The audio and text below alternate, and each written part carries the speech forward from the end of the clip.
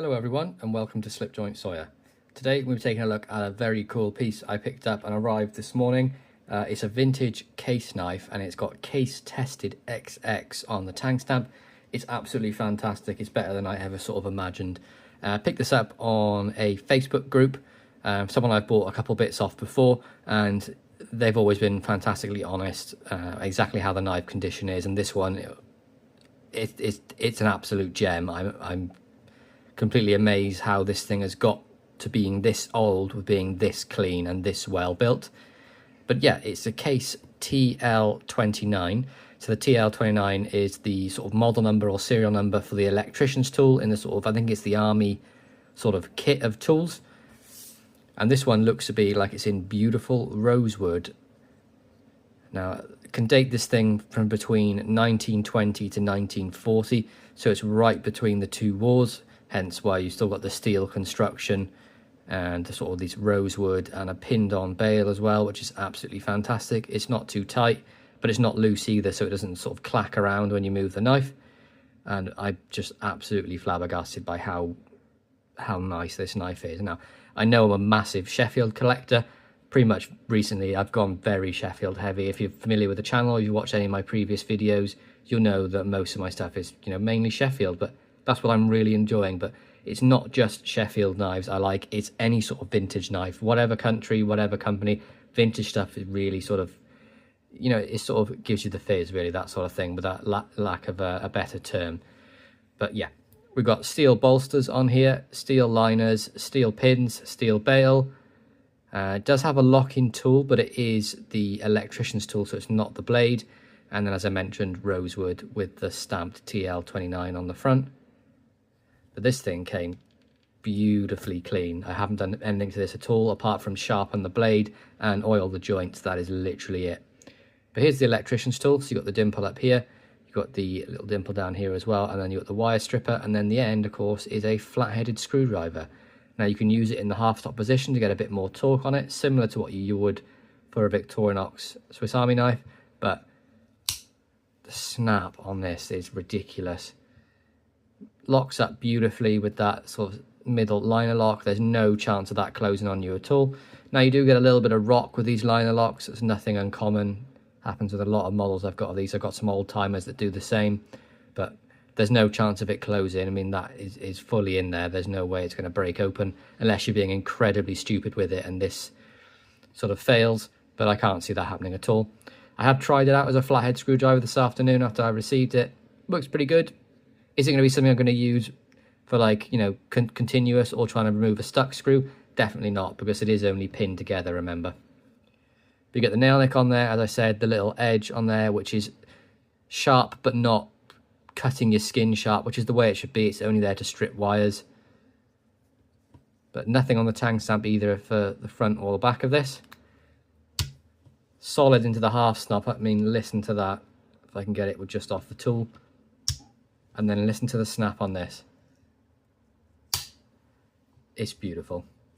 And the pull on this is quite strong. I'd say it's about an 8.5 to a 9, mainly because of how close the nail nick is to the pivot. If it was further down here, it'd be a lot easier of a pull. Beautiful snap. And then we have the main blade as well, which is a fantastic spear point blade. Now, of course, with it being the age, this is carbon steel, but look at the life left on this blade. It looks like it's been used, but very lightly, and then someone's maybe buffed it off. As I said, I've done very minimal cleaning to this. All I've really done is put a nice little working edge on the blade, maybe up to like a 600 grit, and it's not going to show or do any sort of mirror glare. I don't go for that sort of edges. I like a nice toothy edge, but it's very grippy. But it's beautifully sharp. I have tried cutting some cardboard and things with it, and it just flew through with ease. But here is the tang stamp I was mentioning at the start of the video. So you can see you've got the case and then tested XX underneath. And there's no model number or anything like that.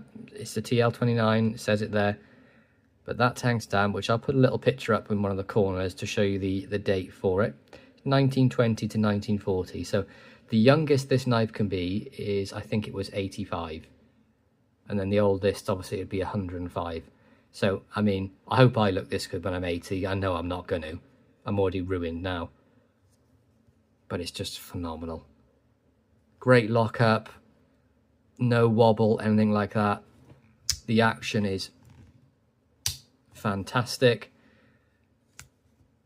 Nice, they've got the cutout here so you can get to the main blade easily.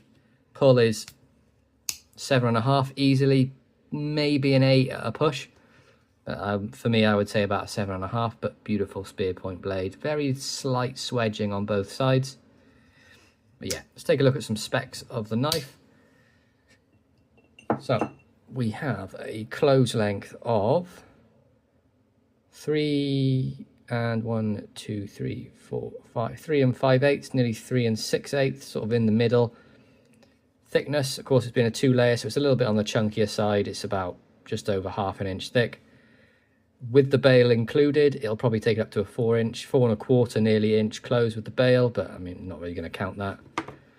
The electrician's tool then, when it's open, we are looking at 2 and 7/8. And then beautiful carbon steel spear point on here. Just over, so it's between 7/8 and a full inch, so yeah, it's about a 3-inch blade. And then cutting edge is, what have we got there, 2 and 5/8, is that thereabouts? So yeah, it's a UK legal knife. It does have a locking tool, but it's not a locking blade, so I'm happy to carry this. It's not sharp enough to be classed as a knife. So for me, this is going to go straight in the carry. I'll be carrying this tomorrow, and I'm really looking forward to getting some pocket time out of this. It's a beautiful knife. It's easily over double the age I am. But yeah, got it for an absolute steal as well. Like, I couldn't say no when it sort of went up advertised. We got beautiful carbon steel springs, I believe, steel liners. Pins are all beautiful. Case do this little one here, holding the covers on, which is nice, and these are very small pins holding the covers on, and then they use the larger ones for the pivots or the the backspacer. And it's nice to see that the bail isn't actually the back pin. The back pin is underneath the bail there, and the bail is completely separate. And again, all smooth on this side, and that rosewood is beautifully worn. Now, it does look very dark on this camera. In the natural sunlight, you can see the reds going through the grain, which is why I'm thinking it's rosewood. But yeah, beautiful knife. Extremely excited to have this in my collection.